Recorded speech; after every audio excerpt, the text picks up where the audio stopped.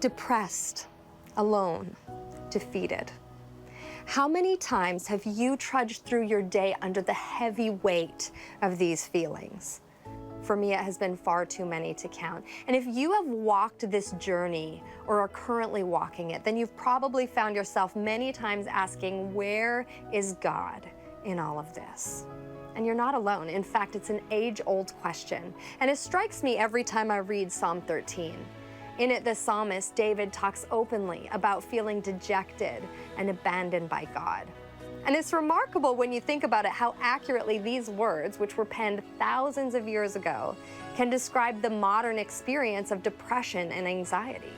David begins, "How long, Lord, will you forget me forever? How long will you hide your face from me?"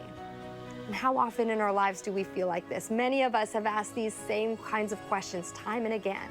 How long is this season going to last, God? How long until life feels livable again?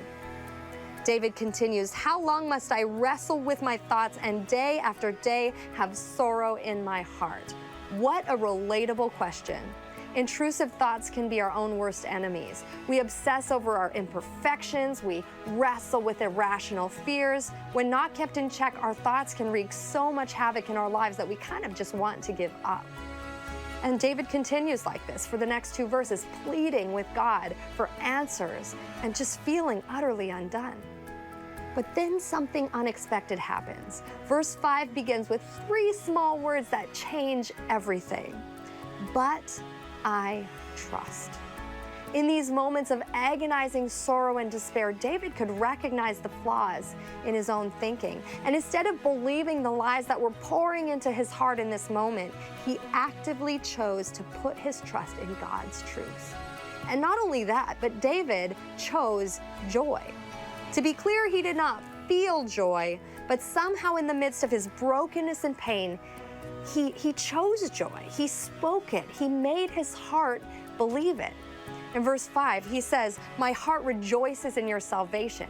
David chose joy because of who God is and what he has done. And we can do that too. And what happens when we do? We worship just like David did in verse 6. "I will sing the Lord's praise, for he has been good to me."